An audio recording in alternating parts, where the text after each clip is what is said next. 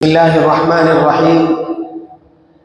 الحمد لله وكفى وسلام على عباده الذين اصطفى. أما بعد، قال الله تبارك وتعالى: أعوذ بالله من الشيطان الرجيم. بسم الله الرحمن الرحيم.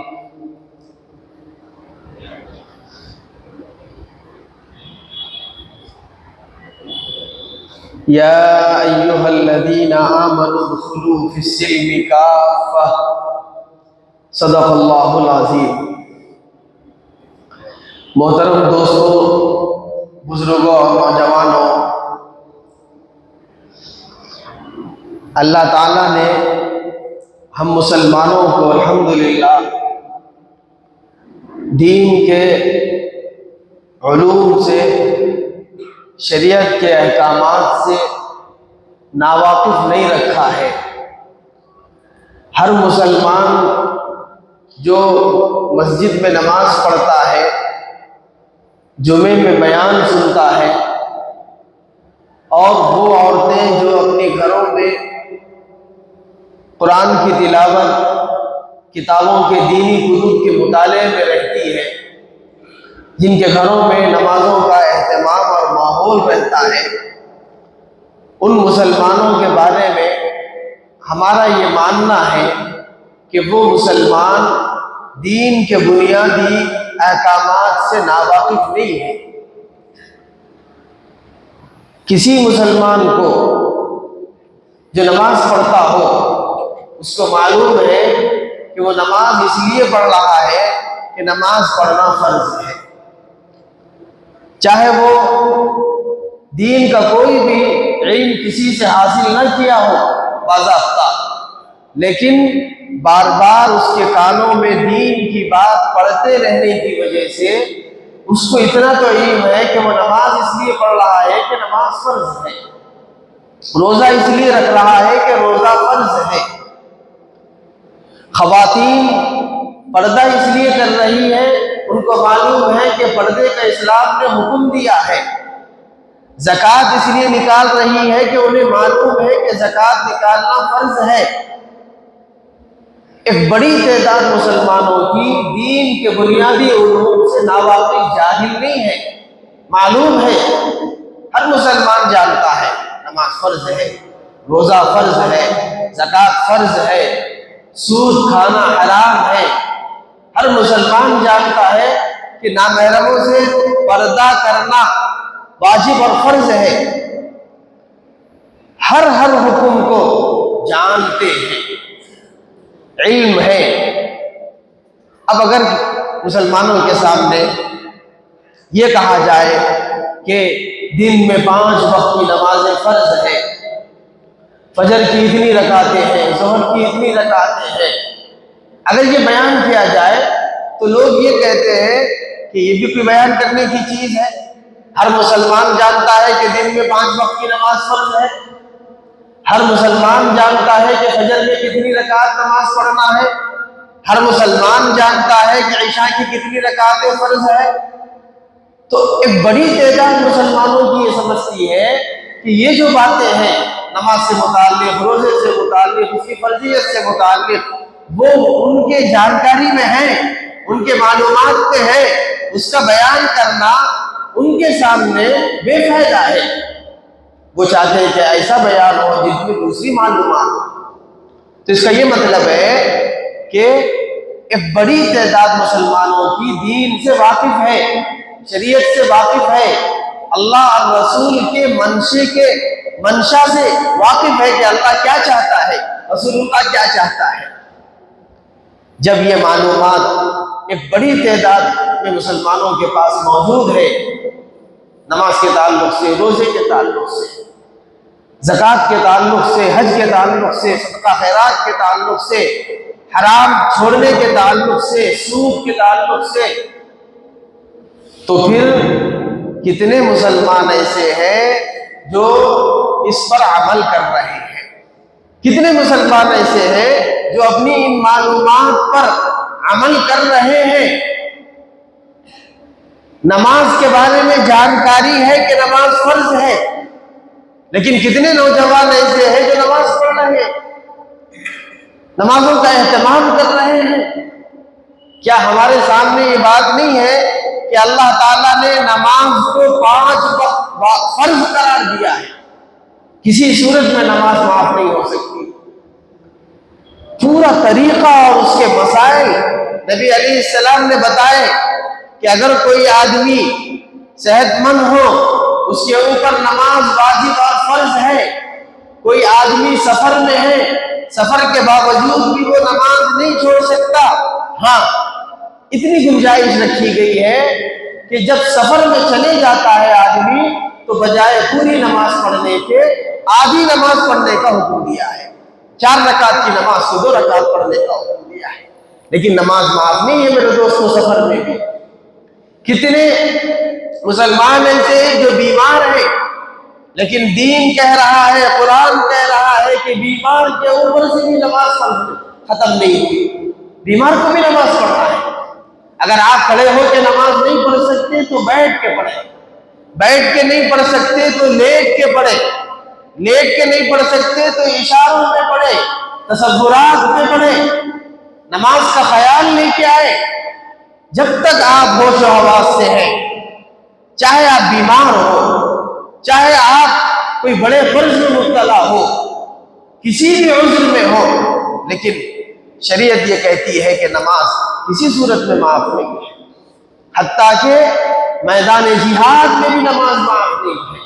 جہاد کے میدان میں مسلمان لڑتے تھے، رسول اللہ صلی اللہ علیہ وسلم اور صحابہ دشمنوں سے لڑتے تھے، بے سر و سامانی کے عالم میں ہتھیار نہیں تھا، اسباب نہیں تھے، ذرائع نہیں تھے، قلت میں تعداد میں قلت کے اعتبار سے کم تھے، قلیل تھے، لیکن اس کے باوجود اللہ نے یہ حکم نازل کر دیا تھا کہ مجاہدین کو بھی نماز چھوڑنے کی اجازت نہیں ہے، دشمنوں کے سامنے مقابلے کے دوران بھی نماز چھوڑنے کی اجازت نہیں ہے، تلواروں کے سائے میں بھی نماز چھوڑنے کی اجازت نہیں ہے۔ ترتیب بتائی اللہ نے کہ 2 جماعتیں بناؤ، ایک جماعت لڑتے رہے، ایک جماعت نماز پڑھے، پھر وہ جماعت جائے اور جو لڑ رہی تھی وہ آئے اور وہ آ کے نماز پڑھے۔ اس ترتیب کے ساتھ اللہ نے نماز پڑھنے کا حکم دیا، لیکن نماز کو کسی صورت میں معاف نہیں ہے۔ اور مسلمان جانتا ہے کہ نماز فرض عین ہے، نوجوان جانتا ہے کہ نماز فرض عین ہے، تو ہماری بے حسی کی انتہا یہ ہے، ہمارے غفلت کا عالم یہ ہے کہ ہم جاننے کے باوجود، نماز کی اہمیت اور فرضیت کو جاننے اور محسوس کرنے کے باوجود، کتنے مسلمان ایسے ہیں جو دن میں 5 وقت کی نماز پابندی کے ساتھ پڑھتے ہیں۔ ہم یہ جانتے ہیں کہ اللہ نے سود کو حرام قرار دیا ہے، سود کھانا اللہ سے جنگ کرنے کا اعلان ہے، یہ اللہ کہہ رہا ہے، اللہ کا حکم ہے، اللہ کا ارشاد ہے۔ جو مسلمان سود کھاتا ہے، جو مسلمان ربا میں مبتلا ہے، اس کو چاہیے کہ وہ چھوڑ دے سود کو۔ اگر وہ سود نہیں چھوڑے گا، اگر وہ رشوت نہیں چھوڑے گا، تو پھر وہ اللہ سے جنگ کا اعلان کرے۔ اللہ کرے میرے سے جنگ کا اعلان کرو، میں لڑوں گا اس سے۔ بندوں سے کہہ رہے ہیں، سود کھانے والوں سے، ربا کھانے والوں سے، کہ اللہ سے جنگ کے لیے تیار ہو جاؤ۔ اللہ سے کون جنگ کر سکتا ہے بھائی؟ اللہ کی طاقت کے سامنے تو مخلوق کی کوئی شمار نہیں ہے۔ اللہ تو احکم الحاکمین ہے، ساری طاقتوں کے بادشاہ ہے اللہ، سارے خزانوں کے مالک ہے اللہ۔ اتنی بڑی طاقت سے کون ٹکر لے سکتا ہے؟ لیکن اللہ کہہ رہے ہیں سود کھانے والا، رشوت کھانے والا، ربا کھانے والا ایسے ہیں جیسے وہ مجھ سے جنگ کا اعلان کر رہا ہو، مجھ سے لڑنے کی تیاری کر رہا ہو، اور جو اللہ سے لڑے گا اس کی شکست یقینی ہے، وہ ذلیل و خوار ہو جائے گا، وہ تباہ و برباد ہو جائے گا۔ تو مسلمان ایسا نہیں ہے کہ جانتے نہیں ہے کہ سود کھانا حرام ہے، سننے کے باوجود، جاننے کے باوجود اس کا علم رکھنے کے باوجود کتنے مسلمان اس گناہ میں مبتلا ہے، سود کے کاروبار میں مبتلا ہے، رشوت کھانے میں مبتلا ہے، کتنے مسلمان ایسے ہیں جو حرام خوری میں مبتلا ہے دین کا علم رکھنے کے باوجود۔ یہ سب اس لیے ہے میرے دوستو کہ ہمارے اندر سے احساس ختم ہو گیا ہے، ہمارے اندر اللہ تعالیٰ کا ڈر خوف ختم ہو گیا ہے، ہمارے اندر اللہ نے عذاب کے طور پر وہن کو ڈال دیا ہے، ہمارے قلوب میں وہن پڑ گئے ہیں، اور ہماری جب یہ صورتحال ہو گئی تو ہم اتنے بے حس ہو گئے کہ ہم بڑے بڑے گناہ بھی آسانی کے ساتھ کر دیتے ہیں، ہمیں اس کا احساس تک نہیں ہوتا، ہمیں اس پر ذری برابر پشیمانی اور ندامت نہیں ہوتی، ہمیں ذرا برابر بھی اللہ کا ڈر اور خوف ہمارے سامنے نہیں آتا، رسول اللہ صلی اللہ علیہ وسلم کی محبت ہمارے سامنے نہیں آ جاتی۔ کیوں؟ اس لیے کہ حس ختم ہو گئی، شعور ختم ہو گیا، تمیز ختم ہو گئی، گناہوں کی وجہ سے ہمارے دل کی اوپر ایسی ظلمتیں چھا گئی ہے کہ بڑے بڑے گناہ بھی آج مسلمان آسانی کے ساتھ کر دے رہا ہے، اس کو کوئی خوف نہیں ستا رہا اللہ کا۔ زنا کر رہے، بدکاریاں کر رہے، چوریاں کر رہے، قتل و قتال میں مبتلا ہے، رشتہ داریاں توڑے ہوئے ہیں، شراب نوشی میں مبتلا ہے، ڈرگس میں مبتلا ہے، نشے میں مبتلا ہے۔ ایک گناہ تو وہ ہے جو کرنے کے ہیں، جو کام کرنے کے ہیں، جن کا حکم اللہ نے دیا ہے، اس کو چھوڑ کے ہم گناہ میں مبتلا ہو رہے ہیں، نمازیں چھوڑ رہے ہیں، زکوٰۃ ادا نہیں کر رہے، روزے چھوڑ رہے ہیں، صدقہ خیرات کی کوئی فکر نہیں ہے، پڑوسیوں کے حقوق ادا کرنے کی کوئی فکر نہیں ہے، یہ کرنے کے کام ہیں، اس کو بھی آج مسلمان چھوڑے ہوئے ہیں، ذرا برابر بھی احساس تک نہیں ہے۔ کئی کئی دن گزر جاتے ہیں، مسجد میں نماز پڑھنے کی توفیق بھی نہیں ملتی۔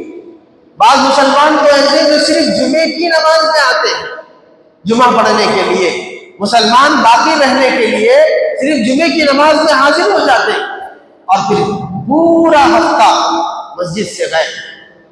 میرے بھائی، اگر ہم بالغ ہیں، عاقل ہیں، 15 سال سے زائد ہماری عمر ہے، تو آپ کے اوپر صرف عید کی نماز، جمعے کی نماز فرض نہیں ہے، آپ کے اوپر دن میں 5 وقت کی نماز فرض ہے۔ ایک نماز بھی اگر آپ جان بوجھ کے چھوڑ دیں گے تو بعض ائمہ کے نزدیک، بعض علماء کے نزدیک نماز جان بوجھ کے چھوڑ دینے سے آدمی کافر بن جاتا ہے، اسلام کے دائرے سے نکل جاتا ہے نماز چھوڑنے والا۔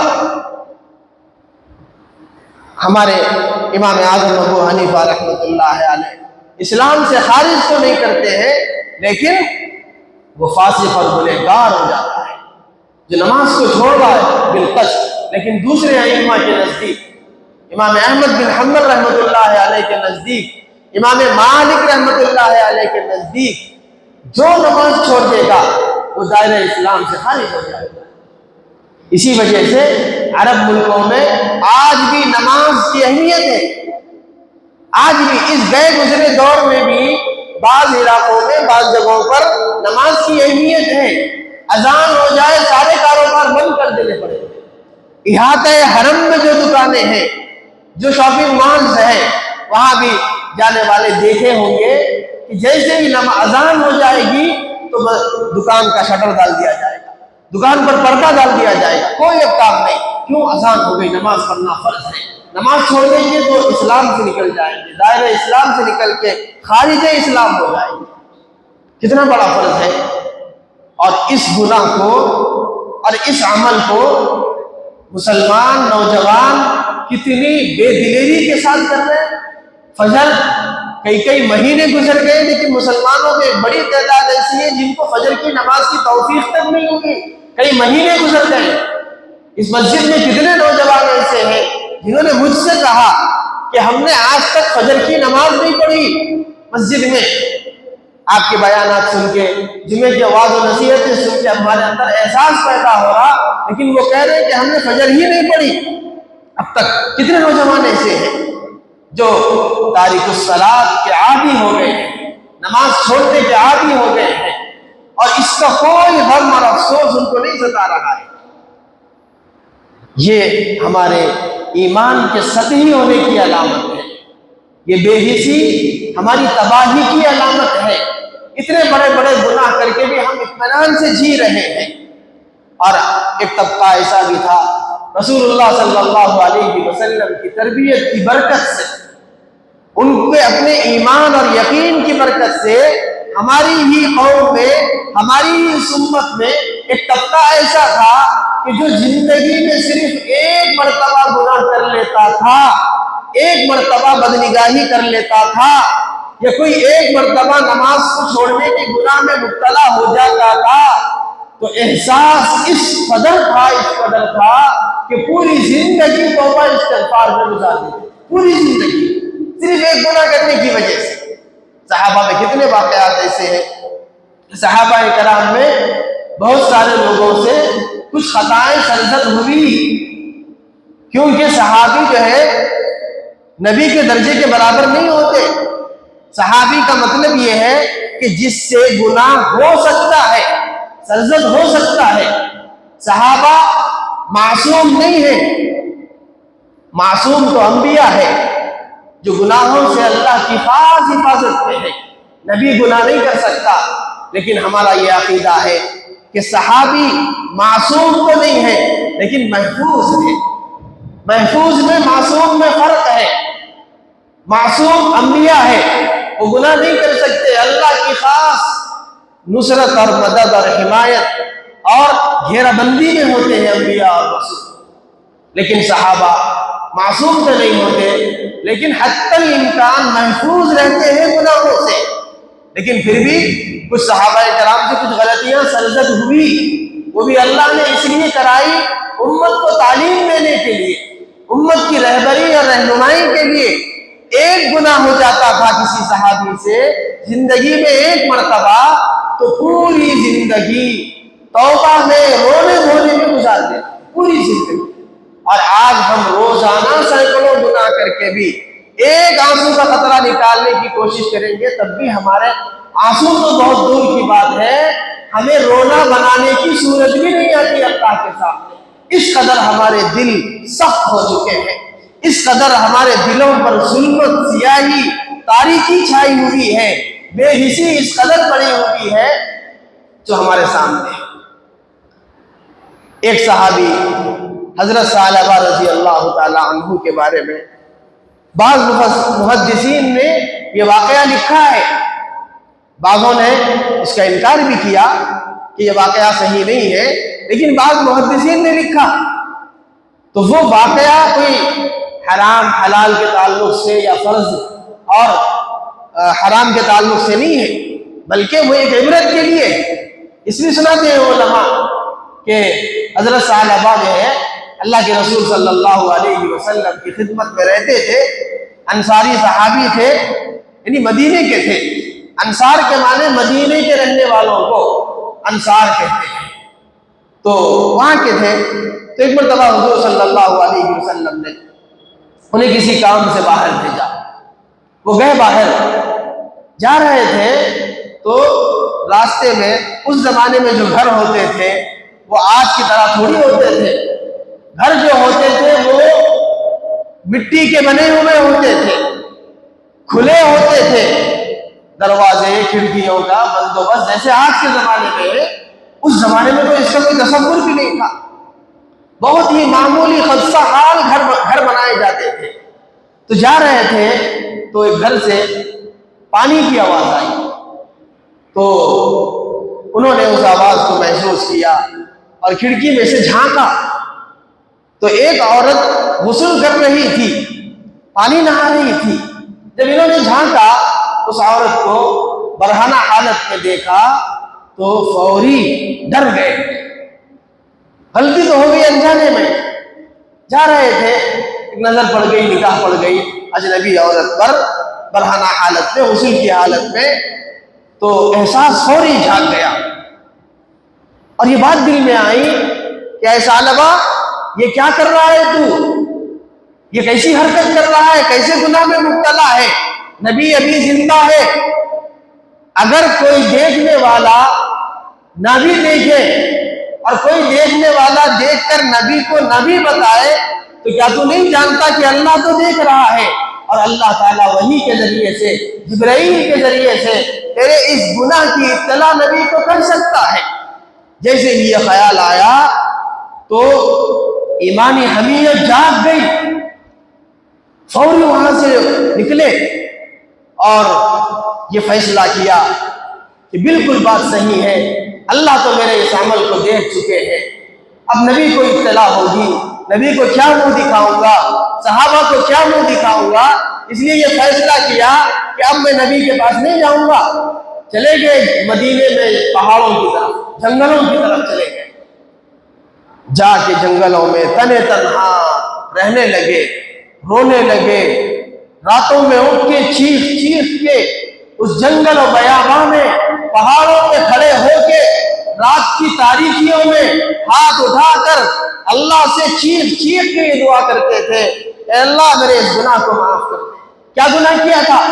ایک مرتبہ بدنگاہی کر دی تھی، صرف بدنگاہی، ایک عورت پر، نامحرم پر نظر ڈال دی تھی۔ جب 40 دن گزر گئے، ان کے رونے کا، ان کے توبہ کا، ان کے اخلاص کا، ان کی ندامت کا، ان کی پشیمانی کی ادا اللہ کو پسند آ گئی۔ 40 دن کے بعد اللہ نے حضور صلی اللہ علیہ وسلم کو وحی نازل فرمائی۔ حضرت جبرائیل تشریف لائے اور آ کر کہا، یا رسول اللہ، اللہ آپ کو سلام کہہ رہے ہیں اور یہ کہہ رہے ہیں کہ آپ کی امت کا ایک بندہ 40 دن سے مدینے کی جنگلوں میں، پہاڑوں میں گمنام زندگی گزار رہا ہے اور اللہ کی پناہ میں آنا چاہتا ہے، میری پناہ میں آنا چاہتا ہے۔ نبی علیہ السلام سمجھ گئے، کہا کہ ثعلبہ کے بارے میں کہا جا رہا ہے، صحابہ کو دوڑایا، لے کے آؤ پکڑ کے ثعلبہ کو۔ حضرت عمر گئے، حضرت سلمان فارسی رضی اللہ تعالیٰ عنہ گئے، ڈھونڈا، تلاش کیا، ایک شخص نظر آیا، اس کو پوچھا کہ یہاں کوئی شخص ہے پہاڑوں کے درمیان میں؟ تو اس نے کہا کہ کیا وہ شخص جو روزانہ رات کے 12 بجے 1 بجے پہاڑوں پہ آ کے اللہ سے رو رو کے دعائیں کرتا ہے، کیا وہ شخص؟ انہوں نے کہا کہ ہاں وہی شخص۔ تو اس نے پتہ بتایا، وہ پہنچے، حضرت ثعلبہ کو لیا۔ حضرت ثعلبہ نے کہا، کیا رسول اللہ نے مجھے یاد کیا ہے؟ صحابہ نے کہا کہ ہاں اللہ کے رسول نے یاد کیا ہے۔ وہ گئے صحابہ کے ساتھ بارگاہ رسالت کی طرف دوڑے اور حضرت عمر سے یہ کہا کہ اے عمر، مجھے اللہ کے نبی کے پاس ایسی حالت میں پیش کرو کہ جب نبی نماز پڑھ رہے ہوں۔ چنانچہ اللہ کے رسول صلی اللہ علیہ وسلم نماز میں تھے، یہ لوگ پہنچے، پیچھے بیٹھ گئے حضرت ثعلبہ۔ جب نبی کی نماز ختم ہو گئی تو نبی نے حضرت ثعلبہ سے کہا کہ اے ثعلبہ، کس چیز نے تجھے ہم سے دور کر دیا ہے؟ نبی سے دور کر دیا ہے، صحابہ سے دور کر دیا ہے، جنگلوں میں تنہا تنہا زندگی گزارنے پر مجبور کر دیا ہے۔ تو انہوں نے کہا یا رسول اللہ، ایک گناہ ہو گیا ہے، اس گناہ نے مجھے آپ سے بھی دور کر دیا، صحابہ سے بھی دور کر دیا، فیملی سے بھی دور کر دیا۔ نبی نے کہا کہ جاؤ گھر میں رہو، امید ہے کہ اللہ تعالیٰ تمہاری گناہ کی مغفرت کر دیں گے۔ سمجھا کہ بھجا دیا، گھر چلے گئے، بیمار پڑ گئے، 1 ہفتہ بیماری کے حالت میں رہے۔ نبی کو پتا چلا کہ پھر بیمار ہو گئے ہیں۔ حضور صلی اللہ علیہ وسلم عیادت کے لیے گھر تشریف لے گئے، پوچھا ثعلبہ کو، ثعلبہ کا سر نبی نے اپنے پیر پر، اپنی ران پر رکھا اور پوچھا ثعلبہ تمہیں کس چیز کی تکلیف ہو رہی ہے، تم کیا چاہتے ہیں؟ تو حضرت ثعلبہ نے کہا یا رسول اللہ، بس میں یہ چاہتا ہوں کہ اللہ تعالیٰ میرے اس گناہ کی مغفرت کر دے، بخشش کر دے، مجھے اور کوئی چیز نہیں چاہیے۔ اور تمہیں کس کیفیت میں تم مبتلا ہے؟ تو انہوں نے کہا ایسے محسوس ہو رہا ہے پورے باڈی پر، پورے جسم پر کہ چونٹیاں میرے گوشت کو، میرے ہڈیوں کو اور میرے چمڑے کو نوچ رہی ہے، سن کر رہی ہے۔ اللہ کے رسول صلی اللہ علیہ وسلم سمجھ گئے کہ اب وقت جدائیگی آ گئی ہے، ثعلبہ کی موت کا وقت آ گیا ہے۔ اسی وقت میں حضرت جبرائیل علیہ السلام تشریف لائے، خوشخبری سنائی ثعلبہ کو، اور یہ خوشخبری سنائی کہ وہ تو صرف ایک گناہ کر کے اللہ کی بارگاہ میں آ رہا ہے۔ اللہ کہہ رہے ہیں اگر پورا نامہ اعمال گناہوں سے بھر کر اس ندامت اور اس شرمندگی کے ساتھ تو آتا تو اللہ تعالیٰ تیرے سارے گناہوں کو بھی معاف کر دے۔ یہ تو ایک گناہ ہے۔ تو کچھ مسلمان ایسے بھی تھے جن کی یہ کیفیت صرف ایک گناہ کرنے پر ہوتی تھی، ایک گناہ کرنے پر۔ اور آج ہمارا یہ حال ہے کہ گھنٹہ نہیں گزرتا ہم کوئی گناہ نہیں کرتے، ہر گھنٹہ ہمارا ایک گناہ، ہر 2 گھنٹے میں ایک گناہ کرتے ہیں۔ کوئی دن ایسا نہیں گزرتا جس میں ہم کوئی بڑے گناہ میں مبتلا نہ ہو رہے ہیں، کوئی ہفتہ ایسا نہیں گزرتا کہ ہم کسی بڑے گناہ میں مبتلا نہ ہو رہے ہیں، اور پھر ہمارے اندر اس کا ذرا برابر بھی نہ ندامت ہے نہ افسوس، بے حسی کے ساتھ اللہ کے احکامات کی کلہ بلا ورزیاں ہو رہی ہیں۔ اور یہ اس لیے ہو رہا ہے کہ ہمارا ایمان کمزور ہو چکا ہے، گناہوں کی وجہ سے، اللہ کی نافرمانیوں کی وجہ سے ہمارے دل سخت پتھر ہو چکے ہیں۔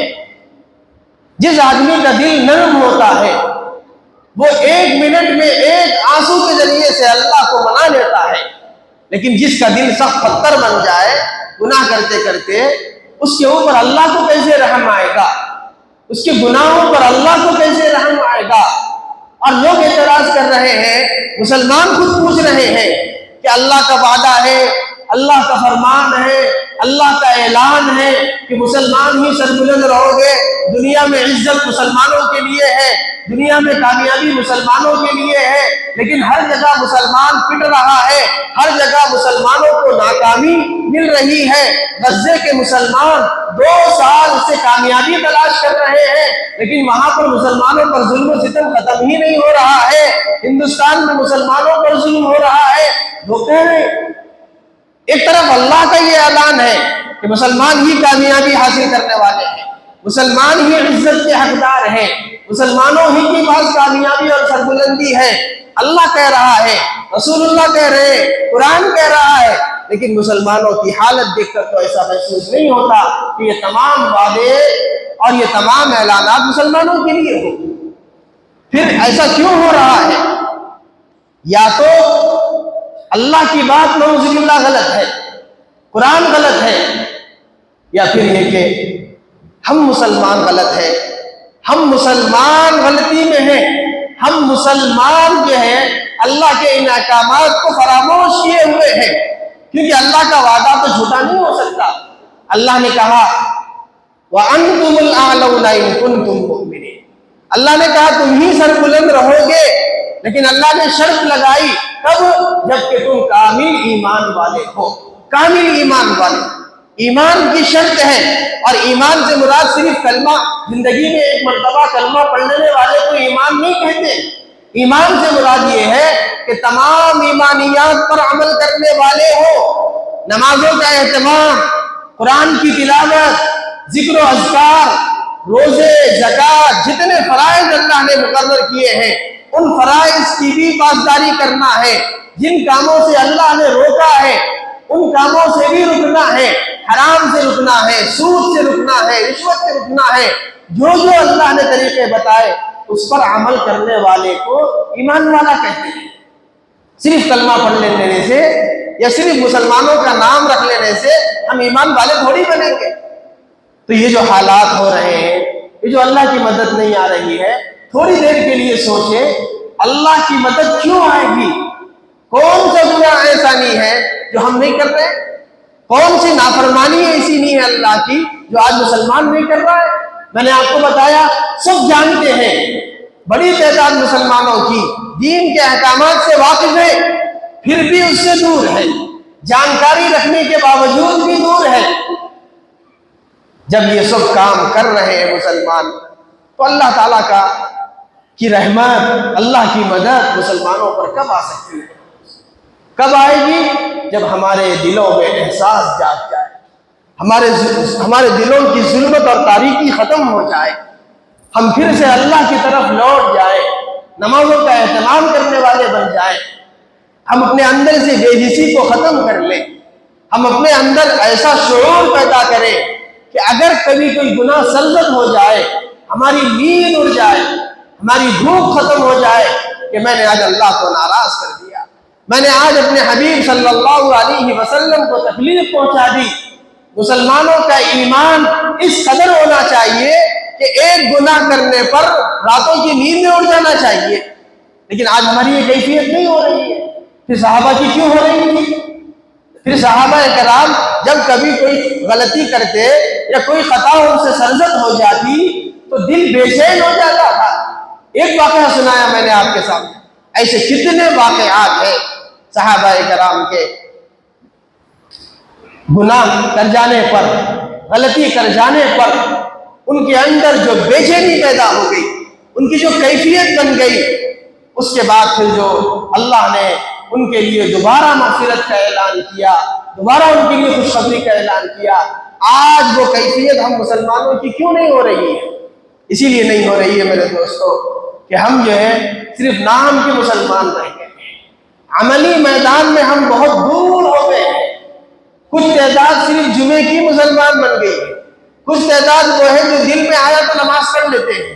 ہم نے نمازوں کو، دین کے احکامات کو اپنے مزاج پر ڈپینڈ بنا لیا ہے۔ موڈ اچھا رہے گا تو سب کریں گے، موڈ خراب رہے گا تو نہ نماز پڑھیں گے نہ ہم کوئی اللہ کے حکم کو پورا کریں گے۔ حالانکہ میرے دوستو عبادتوں کا تعلق ہمارے موڈ پر نہیں ہے۔ موڈ خراب ہو تب بھی نماز پڑھنا ہے، موڈ اچھا ہو تب بھی نماز پڑھنا ہے، خوشی کے ماحول میں بھی نماز پڑھنا ہے، غم کے ماحول میں بھی نماز پڑھنا ہے۔ یہی نماز تو ہماری کامیابی کا ذریعہ ہے، یہی نماز تو ہمارے موڈ کو اچھی کرنے کا ذریعہ ہے، یہی نماز تو ہمارے حالات کو سازگار بنانے کا ذریعہ ہے، یہی نماز ہماری مصیبتوں کو ہٹانے کا، ختم کرنے کا ذریعہ ہے۔ اللہ کہہ رہے ہیں یا ایھا الذین آمنوا استعینوا بالصبر والصلاۃ، اے ایمان والو مدد طلب کرو، ہیلپ حاصل کرو اللہ سے، کس کے ذریعے سے؟ نماز کے ذریعے سے۔ نماز پڑھو۔ صحابہ تو کوئی مصیبت آتی تو فوری نماز پڑھتے تھے، اور ہم جو ہے فرض نماز پڑھنے کے لیے تیار نہیں ہیں۔ صحابہ سے فرائض واجبات کو چھوڑنے کا تصور بھی نہیں تھا۔ جب کبھی کوئی مصیبت آتی تھی تو اللہ کے رسول صلی اللہ علیہ وسلم اور صحابہ نماز کی طرف متوجہ ہو جاتے تھے۔ آپ نے ان نمازوں کے نام نہیں سنا؟ جب بارش نہ ہو تو نماز پڑھی جاتی ہے، صلاۃ الاستسقاء جس کو کہتے ہیں، اور جب سورج گرہن ہو جائے تو نماز پڑھی جاتی ہے، جب چاند گرہن ہو جائے تو نماز پڑھی جاتی ہے، جب تیز ہوائیں چلنے لگتی تو نماز پڑھی جاتی ہے۔ یہ کیوں؟ اس لیے کہ صحابہ کا، نبی کا معمول تھا، جب بھی کوئی پریشانی پیش آتی، جب بھی حالات ناموافق ہو جاتے، جب بھی خلاف فطرت کوئی واقعہ پیش آ جاتا تو سب سے پہلا کام نبی کا اور صحابہ کا اللہ کی طرف متوجہ ہونے کا تھا، اور وہ نماز کی شکل میں تھا۔ اور آج ہم مسلمان پریشانیوں میں مبتلا ہے، تنخواہ بس نہیں ہو رہی، ہمارے کاموں میں برکت نہیں ہو رہی ہے، بچے بیمار پڑ رہے ہیں، گھر میں سکون نہیں ہے، ہر شکایت ہے، ہر مسئلے سے پریشان ہے، لیکن جن مسائل کی پریشانی کا حل اللہ نے جس چیز میں رکھا ہے اس چیز کو کرنے کے لیے تیار نہیں ہے۔ نماز پڑھنے کے لیے تیار نہیں ہے، قرآن پڑھنے کے لیے تیار نہیں ہے۔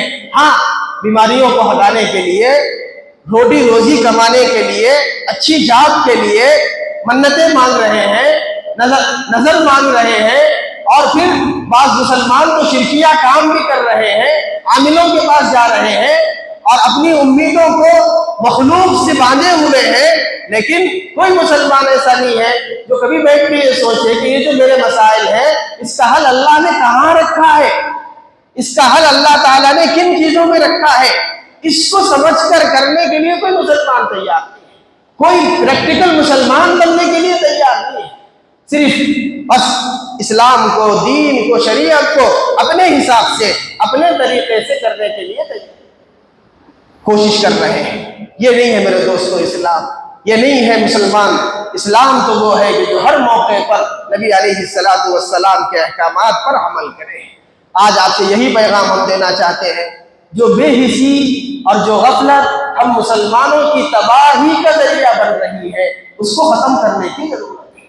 کیا ہماری آنکھیں نہیں دیکھ رہی کہ آج مسلمان اتنا بے حس ہو گیا، اتنا بے حس ہو گیا کہ ہم تو ایک معمولی سے عام مسلمان ہیں، لیکن جن مسلمانوں کو اللہ نے مال دیا ہے، جن مسلمانوں کو اللہ نے طاقت دی ہے، جن مسلمانوں کو اللہ نے حکومت دی ہے، جن مسلمانوں کو اللہ نے بادشاہت دی ہے، فوج دیا ہے، دولت دی ہے، وہ مسلمان کی بے حسی کا اس سے بڑا اور کیا مظاہرہ ہو سکتا ہے کہ ان کے اپنے ملکوں کے پڑوس میں، غزے میں، فلسطین میں مسلمانوں پر ظلم ہو رہا ہے، چاروں طرف اسلامی ممالک ہے، بادشاہیں ہیں، مسلم حکمران ہیں، پیسہ ہے، ریل پیل ہے، قطر کے پاس کتنی بڑی دولت ہے، امارات کے پاس کتنی بڑی دولت ہے، سعودیہ عربیہ کتنے بڑے بڑے خزانوں کا مالک ہے، ترکی، مصر، آپ جس کا نام لیں، ان مسلمانوں کے پاس کسی چیز کی کمی نہیں ہے، طاقت ہے، فوج ہے، پیسہ ہے، ہر چیز ان کے پاس ہے، لیکن کیا مجال ہے کوئی ایک مسلم ملک سے ایک حکمران کھڑے ہو کر ان مظالم کے خلاف کسی نے کوئی لب کشائی کی ہو، کسی نے اس ظلم کو روکنے میں کوئی رول ادا کیا ہو، رول پلے کیا ہو، اس سے بڑی بے حسی کی اور کیا مثال ہو سکتی ہے۔ معصوم بچے پانی کو ترس رہے ہیں، پانی کی ایک بوند کو ترس رہے ہیں، معصوم بچے غزے کے، لیکن مسلمانوں کے ہاتھ بندھے ہوئے ہیں، تماشا دیکھ رہے ہیں مسلم حکمران اور مسلم حکمران، کسی کو بولنے کی ہمت نہیں ہے، کسی کو اس ظلم کے خلاف بولنے کے لیے کوئی تیار نہیں ہے۔ اس سے بڑی بے حسی اور کیا ہو سکتی ہے؟ اللہ سے دعا کرے کہ اللہ تعالی ہماری اس بے حسی کو ختم فرما دے۔ حضرت صلاح الدین ایوبی رحمۃ اللہ علیہ نے اپنے زمانے میں یہ کہا تھا، وہ تو بہت پہلے کا زمانہ تھا، اچھا زمانہ تھا موجودہ زمانے کے مقابلے، لیکن اس زمانے کے بارے میں انہوں نے کہا تھا، صلاح الدین ایوبی رحمۃ اللہ علیہ نے، مجھے ڈر یہود و نصارہ سے نہیں ہے، اسلام کے بارے میں، مسلمانوں کے بارے میں مجھے ڈر یہود و نصارہ سے نہیں ہے، مجھے ڈر مسلم حکمرانوں کی بے حسی سے ہے، مسلم حکمرانوں کی بے حسی سے ہے، جن کو شراب کے نشے نے چور کر دیا ہے، اور جن کی عورتیں بیڑیاں بن چکی ہیں، جن کے پیروں کی بیڑیاں بن چکی ہیں، عورتوں کا حسن و جمال اور شراب کے نشے نے جن کو دھت کر دیا ہو، مجھے اس امت پر، مسلمانوں پر جو ڈر ستا رہا ہے وہ ان سے ستا رہا ہے، ان کی بے حسی سے ستا رہا ہے۔ اور آج پوری تصویر ہمارے سامنے ہے، وہ بھی بے حس ہے، ہم بھی بے حس ہیں، وہ اپنی ذمہ داریوں کو ادا کرنے میں بے حس ہے، اور ہم اللہ کی طرف رجوع ہونے میں بے حس ہے۔ ہم بڑے بڑے گناہ کر کے بھی آج ندامت کا ایک آنسو نہیں بہا سک رہے، کوئی اللہ کی طرف متوجہ ہونے کے لیے تیار نہیں ہے، کوئی اپنے گناہوں سے واپس آ کر نیکی کی زندگی گزارنے کے لیے تیار نہیں ہے۔ یہ ہمارے ایمان کا اور ہماری بے حسی کا معیار ہو گیا ہے۔ اللہ تعالی ہم سب کو عمل کی توفیق نصیب فرمائے، ایک ہی پیغام لے کے جائے، ہماری تباہی ہماری بے حسی ہے، ہماری تباہی کا سب سے بڑا ذریعہ ہماری بے حسی ہے۔ اس بے حسی کو اللہ تعالیٰ ختم کر دے اور ہمارے اندر بھی احساس اور شعور پیدا کر دے، جگا دے اللہ تعالیٰ۔ اللہ تعالیٰ ہم سب کو عمل کی توفیق نصیب فرمائے۔ وآخر دعوانا الحمدللہ۔